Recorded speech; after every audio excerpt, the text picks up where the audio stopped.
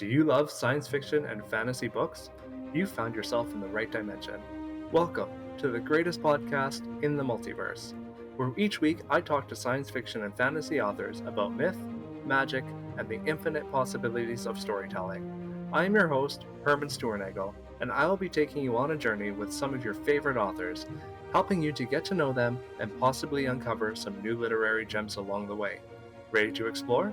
Because on this show, every conversation is a doorway into a different world.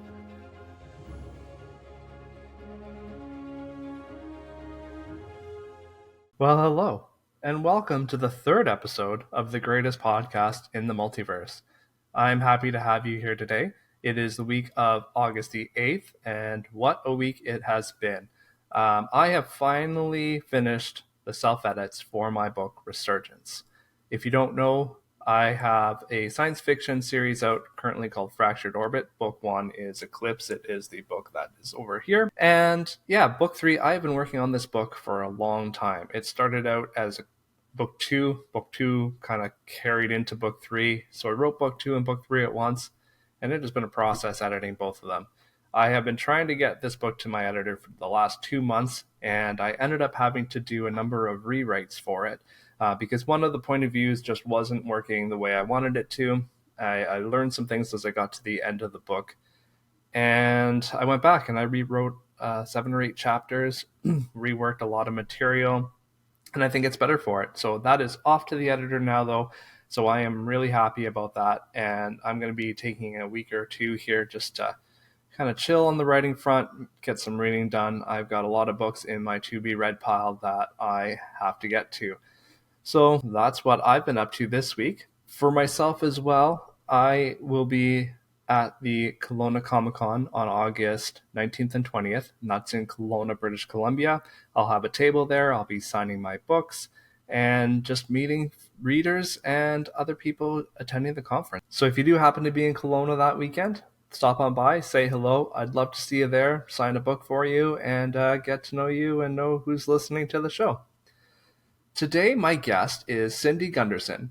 I met Cindy in a conference in Vegas, like a few of my other guests. I met her there last year. We were at a writing convention together, and we both helped out with the AV team. Cindy is a wonderful person, and we had a great interview. So today I'm continuing my subgenre series, and Cindy is a fantasy romance author. We talk about how fantasy romance is different than romantic fantasy. We talk about the tropes that readers are expecting in fantasy romance and romantic fantasy. And of course, we talk about her writing process. We also talk about her latest book, The Blessing Giver. Since we recorded this interview, she's released the second book in that series, and that is called The Herbalist. So do check that out.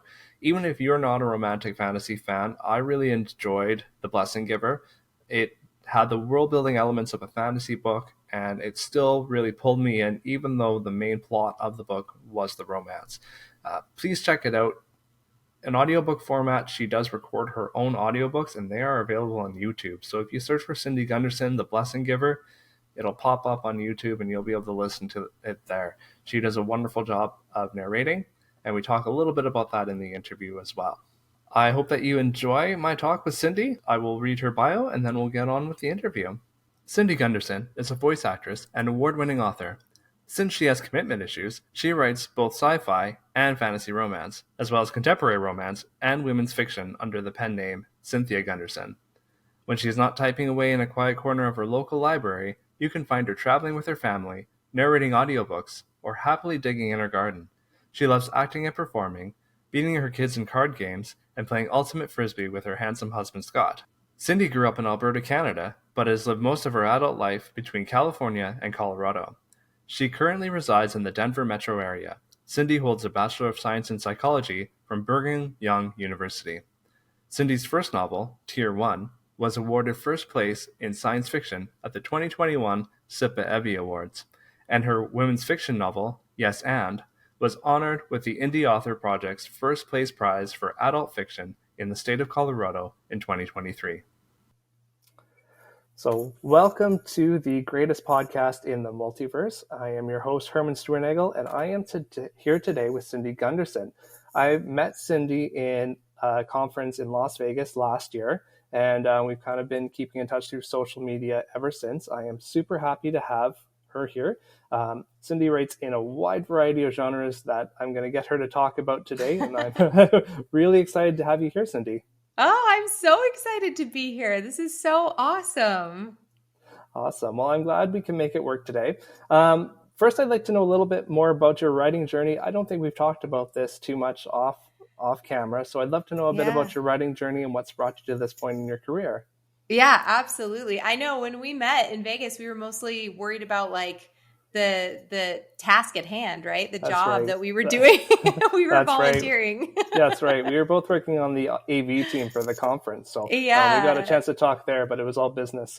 Yep, that's exactly right. Yeah, no, I started writing about 4 years ago. So I Okay. published my first book in 2019, which is kind of funny because it was like a genetic selection, sci-fi, post-apocalyptic. And guess what hit in January of 2020, right?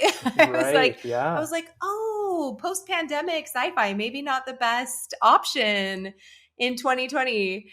But no, I have always loved storytelling. So from the time I was a little kid, like I remember sitting out in a freezing Canadian winter, writing Christmas stories about kittens with my friends at recess. Like I always loved telling stories, but it never once occurred to me to be a writer.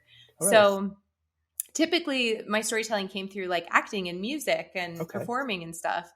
And then, yeah, then all of a sudden I just had an idea that I couldn't get out of my head. And my husband was like, I don't know, maybe you should try writing it down. And I'm like, That's I awesome. might be terrible at it. And that's okay, right? You got to start somewhere. So that's how it started. And then I just fell in love with it. That's fantastic. Yeah, I Mhm. definitely hear you about the dystopian vibe post pandemic. Because my Yes. first book, well, most of my books are dystopian apocalyptic, and my Yeah. first book came out in 2020 as well. Yeah. And yeah, it wasn't really the the market Yeah. peak for that kind of literature Not at that time, ideal. right? People Yeah. people wanted light and fluffy, and that was Yes. not what I was offering. That's right. Yeah, well, that's interesting because you hear a lot of writers too, talk about how they've been writing ever since they were in grade school and that sort of thing. So that you started, fairly recently. That's exciting to Yeah. hear. And I've read a couple of your books, and I mean, I think they're fantastic. So Oh, we'll thank talk you. a little bit more too about that as we get Yeah, going. But so what? absolutely. You said you had this story in your head, but obviously you got that story out and you kept going. So what's kind of been your Yes. motivation since then? Honestly, I think I think there was something inside of me creatively that needed to get out, and I didn't really realize it until I started writing, and then I was like, "Oh, this is what I've been missing," right? Awesome. Like Yeah. I was looking for it in all these other places. I was renovating my house. I was like building a big garden. I was doing theater, community theater, like all these Right. different things, and it was never quite satiating that. And then as soon as I started writing, it was like, oh yeah, this is it. Like this is what I've been needing. And my husband is like, this is awesome. We don't have to do any more house projects. I haven't done one since I started writing. Isn't Wow. that so Yeah. funny? Right. That's hilarious. So you just Yeah. open the floodgates, and just let the Yeah. muse out. That's exactly right. And I think for me, Yeah. it's like a mixture of like getting rid of that, giving an outlet for that creativity, but then also like I have 4 kids, and I feel like it was just something for me. Like it was something where I could expand and grow and progress intellectually, where I hadn't really been doing that for the last 10 years. So Okay. it felt really good. Fantastic. So it gave you a little bit of time to kind of explore that part of yourself. That's Yes. fantastic. Yep. Yeah. Exactly. Exactly. Wonderful. So what's your daily writing process look like? How do you come up with your stories? What does a day in the life of an author look like for you? Yeah, I think it's still in evolution. I'm sure that's how you feel too, right? It's Yes. like, yeah, and I hope that it will stay that way because I think the more that we learn and we grow, then our process changes a little bit. So I started out writing only at night because I still had little kids. And so I was doing stuff during the day and then my husband would come home and he would like switch off, and then I would get some time to write at night. And now my kids are older. I am able to do it during the day. We've homeschooled forever as well. And so I didn't even have that time, right? Like I didn't even have time during the day with them at school. So now what it typically looks like is I get up, I do some of my like I'll kind of do some like plotting or refining, like trying to get my schedule ready for the day of the things that I need to do. I started using a project management software, and that has really helped because I can keep track of everything. So I'll kind of do that first thing in the morning and then spend time with family, especially right now during summer. And then we'll have lunch. And then I typically write in the afternoon. Okay. So I'll write in the afternoon, and then some nights I'll still have stuff that I need to do, but I kind of break it up into those little chunks. And Chunks, then some right. days I'm working mostly on just like marketing and admin stuff and all of that we have to fit in somewhere too, right? That's right. All those author things that you didn't realize were author things Yes, before you started writing. exactly. Mm-hmm. Exactly. Yeah. And the goal is always to like minimize those things so that I can spend more time writing. But I think I'm figuring out, like, I hired an assistant this year, so that's been amazing. She helps me with my newsletter and, different things like that. And Perfect. then just finding different tools that help with that so that I can spend more time doing what I love. Yeah, that's great. That's great that you, yeah, take away some of those things that you don't want to be spending your time on. That's Yes. great. Yes, Awesome. exactly. Yeah. Yeah. So when you're creating your works, are you a plotter? Do you outline your stories before you put them together? Yeah, so it's interesting because I started out as not a plotter at Okay. all. And I think that's, I don't did you have like formal education in writing or no? I have a Bachelor of Arts degree in English. Okay. It All right. wasn't. I only took like one creative writing course as part of that, but Okay. so kind of, yeah. But Okay, you had a little bit of history. I had like nothing, zero. So I took creative writing classes because I thought they were really fun. yeah. I did stuff like that in college, but my degree was science based, so Okay. I had no idea. And for better or worse, my personality is like, I'm just gonna jump in and do it. And so you make a lot of mistakes that way, right? But Right. it also Right. gets the stuff done. So that's That's nice. right. That's right. And that's the Um, best way to learn sometimes too, because yes. I'll do the same thing. I'll kind of just jump head first and realize later, Yes. okay, here's what I maybe should have done differently, Yes, but you wouldn't have learned totally. those lessons, otherwise, right? So, Yes, mhm. exactly. So that's kind of what I did is I jumped in, and I'm a huge reader, so at least I had a feel for it. Like I kind of knew what I wanted to write. However, most of the books that I had read when I started writing was either sci-fi, epic fantasy, or like literary fiction and women's fiction. Like those were the things I had read. And so they weren't always super plot based. Like if you read epic fantasy, sometimes it takes 400 pages for something to Yes. happen, right? Yeah, And same with literary fiction. You can read a whole book and there's not really any plot. that's So right. so that's where I really struggled when I first started writing is I was not very plot driven. I was very character driven. Which was good, but it made for some really slow beginnings Okay. to books. Yeah. So that was one thing I realized after I wrote those first like 4 or 5 books. I was like, I need to figure out how to plot and how to do this. So now I actually love plotting, and that's one of my favorite things. But yeah, I've done it both ways. Yeah, my process does tend to vary between books as well. So Yeah. sometimes it's a matter of what the book wants to. Hmm. Absolutely. Yeah. And I'm getting more patient with that because sometimes I just want it to be done. Right. And I'm like, maybe I should take more time and just let it be what it's going to be. Right. That's right. So, Yeah, wonderful. So you mhm. do have a fair number of books under your belt at this point, Mhm. and you do what a lot of authors suggest that you shouldn't do, and that's right. You Yes. you write in a fair number of genres. Yep. So do you want to talk a little bit, I guess, about the genres that you do have books out in, and how do you decide what to write next, and how did you decide, the path that Yeah. you've taken to this point? Yeah. Well, I think again, this was like a symptom of me not knowing what I was doing, right? So I jumped in and I'm like, I'm just going to write whatever I feel like writing, and didn't really hone in on the business side of it until after I had written 5 books. So I had written my first sci-fi trilogy, which is like, it's sci-fi, but it's actually kind of women's fiction. Okay. It's like, it's a sci-fi trilogy, it's eugenics. But it's definitely about the growth of these characters as Yeah. opposed to being a really traditional sci-fi. And then I wrote a couple of standalone novels that were women's fiction as well. And then I started getting connected with the author community and realized, oh, this was probably a terrible mistake. So I'm like, if I actually want to be serious about this and have a business, like I'm going to have to make some decisions here and figure out what to do. But there are a couple things that I think affected those decisions. One, I am in a position where I don't have to support my family on my income. Okay. So that is a huge benefit creatively, because I know I have some friends that are authors that, like, if they don't sell their books, they literally aren't paying their bills, right? Right. And so I want to put that out there, because if you're in that situation, you're probably going to have to be a lot more careful about writing to market and making sure that you're making the money that you want to make. For me, I was able to look at that and say, okay, it's all right if I'm not making money. I can kind of work with these things a little bit and get there someday. I had a little bit more time Okay. to work on that.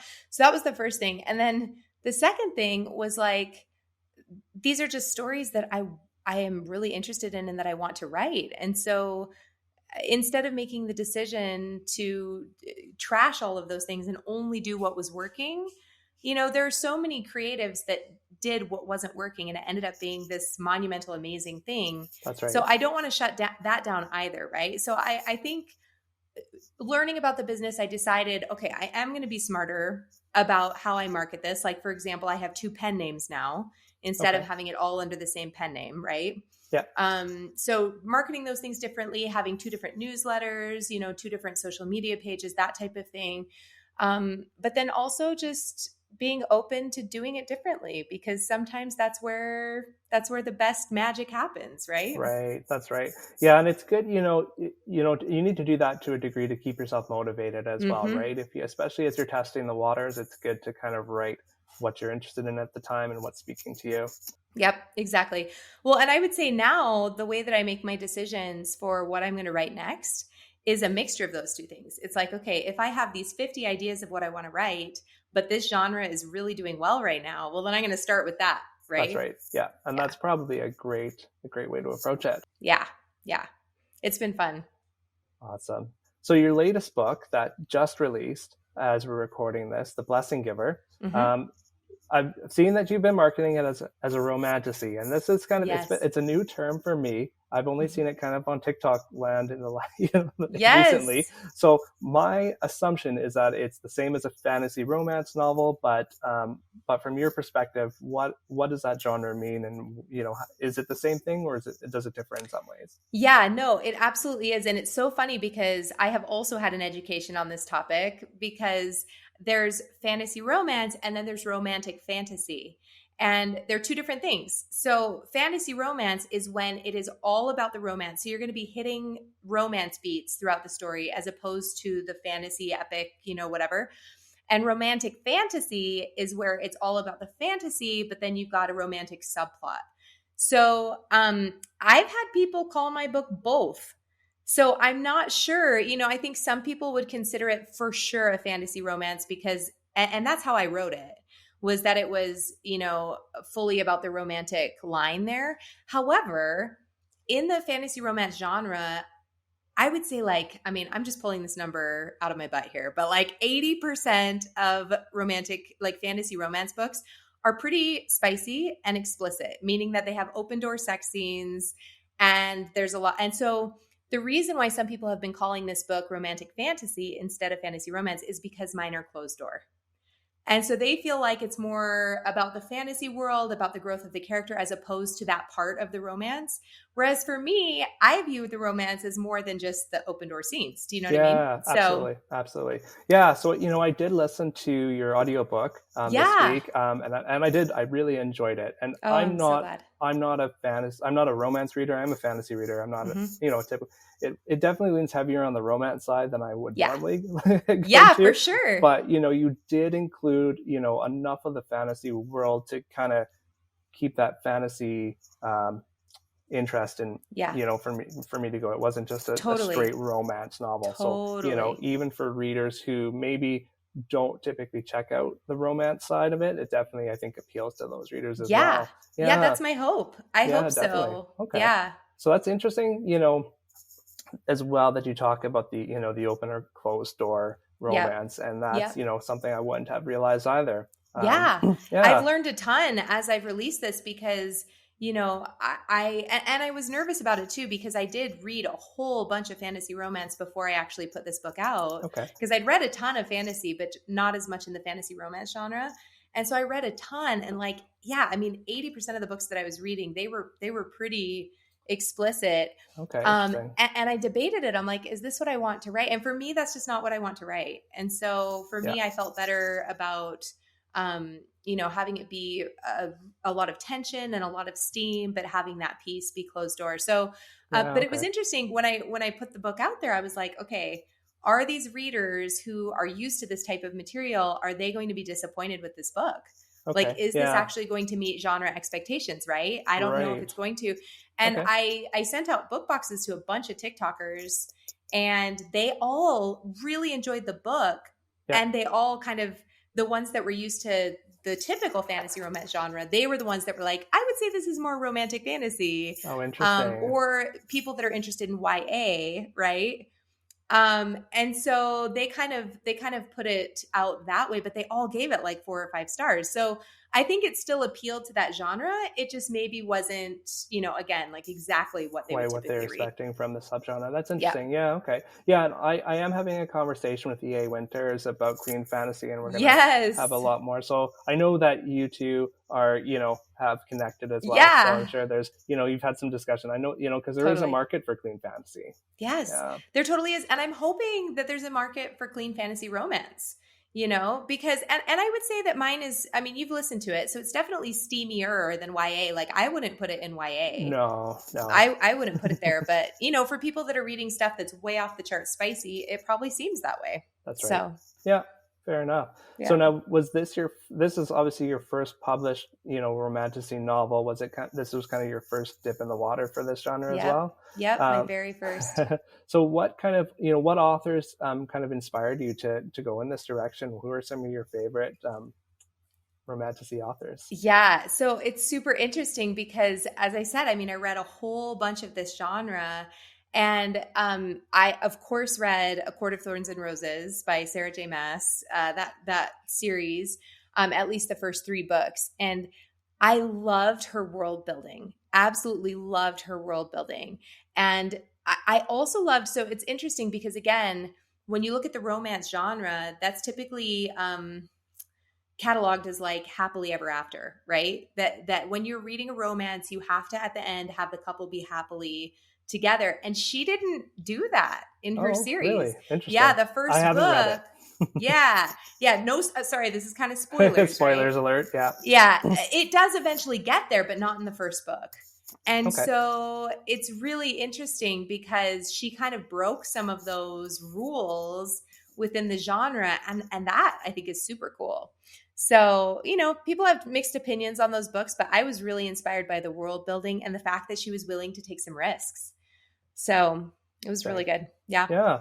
Well, that kind of, leads nicely into one of the questions I wanted to ask you was about the world in your series, in your book, Hmm. because, you did build quite an elaborate world as far as, politics and religion Yep. and expectations go. Can you tell us a little, without getting too much into spoiler territory, can you tell us a Yeah. little bit more about the world of The Blessing Giver? Yeah, for sure. So I didn't really realize, like, this was an idea that came to me actually in Vegas when we were at our conference. It was an Okay. idea that kind of spurred when I was sitting in classes.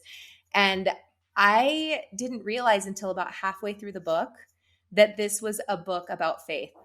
And I was like, how did I not realize this, until I Yeah. was writing it halfway through. But I think, like, I've grown up in a faith community, and as my kids have gotten older, we've just had so many discussions about, like, how you make decisions, who you become, and like widening your horizons past the don't do this and do this type of mentality. And so I think for me, writing this world was kind of exploring this idea of rigidity versus expansion. So the world is based on, these rigid ideas of how, what is good, what is bad. It's very service oriented. It's bloodline magic. And so these people have, that are part of the bloodlines have special gifts that they are supposed to use to serve the rest of their realm. And yet the rules that they use those gifts within are really rigid. And so the first book, first chapter, you see that a rule is broken. And then what do they do with that, right? Do they follow the rules, or are there reasons to not follow the rules? Right. Yeah, and you really get into the main character, Rael. Yep. That's right. Yeah. So you really get into her questioning what she's always been taught, and Yeah. trying to have to discover what Yeah. has really been happening around her. Exactly. And I Yeah. think that's something we all go through, right? Like even now as, a 40-year-old, it's like you're still kind of breaking down those things that culture or family or whatever have taught you, and making new decisions about the world. And so I hope that it's something that's really relatable. Um yeah, and it was really fun to write. It was really fun characters to write. Yeah, well, I definitely found it relatable for me. Even, I grew up in small town Alberta, Yeah, Canada, me up here, too. right? So, Yeah. when you kind of leave what you've grown up and been taught all your life, and you realize, no, things are outside of that scope of Yep. reality, Yep. it can be, it can definitely bring you to a crisis point, and you have to Yes. really discover for yourself where things are at. Yes. Yeah. And I think, I don't know if you've read any of Glennon Doyle's stuff, but she has a book, Untamed. Have you ever read that? I haven't. I loved so many things about that book, but one of the things she talks about in that book is like trusting our own hearts, like trusting our Okay. own knowing. And I think that there are so many people that don't trust that. Like they want the world to tell them what to do. They want research, they want, ideas from the outward world to determine what is right for them or how they should live. And so that was another, exploration in this book is like, what if we started to trust ourselves a little bit more and trust that we know what is going to be good for us, right? Even if it doesn't make sense all the time. Yeah, and being willing to question a bit, and discover those things Yeah. for ourselves. Yeah. Yep. Yep. Wonderful, Hmm. wonderful. Yeah, so I'm jumping around a little bit here. Oh, that's good. I um, love it. so did you have inspiration, for that particular theme? Because I think it is a really big theme within the book. Yeah. And I know you talked about kind of dwelling or coming from your personal life a little bit, but was there Hmm. something more, I guess, intentional as you realized, at that halfway point that you talked about writing, that Yeah. bringing that into the story? I think for me, it was something again that I needed to explore that I didn't quite realize until I had written it. So, like in my head, while I was sitting at that conference, the idea came on the day of your birth, you receive two blessings and a curse. Like that came into my head, and I was like, I love this. Where is this going? And then I kind of fleshed it out and explored it. But about halfway through, like for the last 3 years, someone really close to us has struggled intensely with addiction.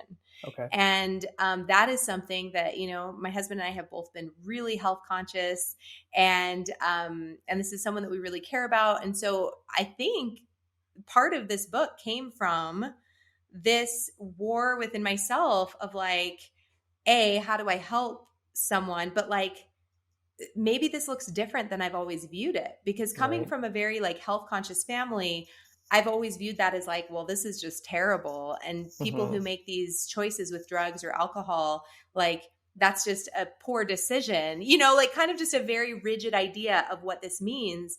And as we had this experience, I'm like, oh, this is very different than what I expected. And it can be both, right? Like it can be a struggle and something that actually ends up being a blessing. And so we have like grown as a family, we have grown as individuals through this whole process. And so I think for me it was like some of the things that I viewed as totally negative in the world, I've now seen as like, oh, but really beautiful things can come out of this. Like beautiful things can come out of struggle. Beautiful relationships can be built out of struggle. And so I think that really is kind of subconsciously what was happening in my head. And I just didn't Okay. really realize it until I was halfway through the book. I think that did come through in the book too, where you're approaching a situation that you've always been taught one thing about, and then Yep. realizing that on the other side of that, it's not at all what you've Yeah. been led to believe, right? So, Totally different. yeah, Mm-hmm. yeah. Yep. So how did you balance that? How did you balance between romance and fantasy within the book, because I do think you did a good job with it. And you talked about it a little bit already, but was Yeah. there, how did you approach it, and how did you expand on that, on Yeah. those two concepts? For sure. So this is where that plotting comes in, because something that I didn't do a lot of before. So I was really impressed by something that John Truby said in a class that I attended, where he was taught. He has a book called The Anatomy of Genre, and he talks about using multiple genres within your books to create more powerful storylines, right? Mm-hmm. And I have his book, love the book. And I think it's going to take me many, many books and many years to actually get really good at doing this. But this was my first series where I tried to implement some of those strategies. So Okay. instead of just kind of letting it be fully character driven, what I did is I looked at, some of the beats for what makes a really great romance story, some of the beats for what makes a really great fantasy or hero's journey, and then also for action and adventure. So I kind of took those three genres and layered. He talks about kind of choosing one genre and then like layering beats underneath it to try and amp up the impact of those moments. And so that's what I did with this book. And I don't know if I executed it perfectly, but like it really helped me in terms of forwarding the plot. Yeah, I think you did a good job. And I definitely noticed that, as I was listening, I'm like, man, there's such a rich, deep fantasy world here Mm-hmm. layered within the romance. So Yes. I definitely wanted to make sure I asked you that, because Yeah. you did layer it well. It definitely was, I Good. thought I Oh, just that wanted makes me so happy. Thank you. you're very welcome. What can your readers expect from you going forward? What's next? What do you have planned next? That is the question, isn't it? Because I'm always like, I don't know. So this series will be finished this fall. Okay. Each of the books is coming out about 6 weeks apart. So book 2 is coming out the beginning of August. Mm-hmm. So for sure that if the series does really well, I am planning to do 2 more books. So Nice. having it be a 6-book series, and Okay. the main arc of the story will happen over the 4 books. But then I have 2 stories that would come in as like 2.5 and 3.5. Right. Okay. Nice. So those are there. If people end up loving the series and it's worth, putting the effort into building those 2 books, I will absolutely do it. But after this, I'm actually going to go and put out some more books within my women's fiction contemporary romance pen name. Okay. So I Nice. have one book coming out that's like a second in series for my romance, contemporary romance. It's called Love Mm-hmm. and Audio, and that one is getting close to being finished. And then I'm actually doing a Canadian hockey romance series Oh, that's really? going to come Interesting. out. Yep. And it's going to be, again, it's going to be closed door, like, which is bucking romance, like bucking the genre expectations, because a lot of those hockey romances are open door. But I just can't get this idea out of my head, and it feels so fun. I just have this team in my head that I have to write Yeah. about. So That's awesome. Well, you've got to go where the muse takes you sometimes. You've got to get yeah, those ideas down. I definitely understand yep, that. absolutely. And then for sure, I'll be doing another fantasy romance, like for sure. I have loved it so much. So I think I'm just gonna divert a little bit and let the series finish out, and then figure out what I'm gonna do in fantasy. Excellent. Excellent. Hmm. All right. Well, this is the greatest podcast in the multiverse. Can you tell me about what another version of yourself is doing in another dimension? And this can be either Yes. based on a choice that maybe would have turned out differently for you, or something completely wild and unimaginable. Okay. Okay. I have to say, this is like an image of myself that I see quite often, actually, where I am living in like southern Colorado, working at a cafe, like being a beekeeper, growing organic Oh, food, really? and like going out on the water every day. Like I don't know what it is. It's like a hippie lifestyle. Yeah. Like Okay. I think in another universe, that is me, There's a like a version of hippie you. soul. Yeah, yeah, Wonderful. yeah. Just like living this like very free, like untethered life. That's so much fun. That's so much Yeah, fun. Yeah. And, I think there's definitely an appeal to that. And I think all of us, yeah. had chosen things differently. That's definitely a lifestyle we could have Yes. went down, right? Yeah. Yeah. There's something so appealing to it for sure, like you said. And I wouldn't choose it Yeah. because I think that I really enjoy the progression and the relationships and everything that I have in my life. Mm-hmm. However, for a weekend, like I would go and live that life, right? Right. So, Yeah. Yeah. So there's probably some version of you that got enamored with that and yes, went that route. exactly. Yep, Wonderful. Wonderful. exactly. What's Oh, yours? I want to know what yours is. oh, now you're putting me on the spot with Uh this. huh. Uh, that is a great question. I mean, there are so many things that I consider doing in my quest for trying to find what I wanted to do. Yeah. Um, so there's probably a version of me out there that is paleontologist. That's one I Uh think about huh. often. When I was, Yes. if I pursued my childhood dream, that would have been the route I would have went because Uh, I was did in. you did you go to the Royal Tyrrell Museum in Drumheller? Because Oh, that of was like my most course. favorite thing. Of Okay. course, yes. Yeah, so That's I grew up awesome. loving dinosaurs and that sort of thing, and it was just one of those dreams that faded. But I'm sure there's Yeah. some version of Herman out there that never fell out of love with dinosaurs. Yeah. Oh, So, that's so cool. I yeah. love that. That's awesome. Yeah, thank you for asking. That's Uh-huh. fantastic. All right, well, thank you. That's kind of, we're coming to the end of our time Yeah. here. So, thank you very much for joining me. Yeah. Can you let us know where people can find you and how they can get your books? Absolutely. So if you search Cindy Gunderson, it'll come up. You can just type that into your search bar, but you can go to cindygunderson.com. I have discounted audiobooks on that website. So if you don't want to use your Audible credit, you can go and buy it for $4.99 there. And I'm actually putting out some bundles as well that'll be really discounted. And then I also have audiobooks available on YouTube. So if you go to Cindy Gunderson, just at Cindy Gunderson on YouTube, you can find all of my stuff there. And then I have TikTok, at Cindy G Writes. Cynthia G Writes is my women's fiction and romance pen name. So if you're buying on Amazon or Barnes and Noble, if you look under Cindy Gunderson, you'll find my sci-fi and fantasy. And if you look under Cynthia Gunderson, you'll find my contemporary romance and women's fiction. Excellent. Well, I'll make sure to include all of those links in the show notes later. Awesome. But you did touch on something that I didn't get to ask you about, so if you don't Yeah, mind, real quick, of course. you record your own audiobooks, which I think is fantastic. There are so few authors that do that.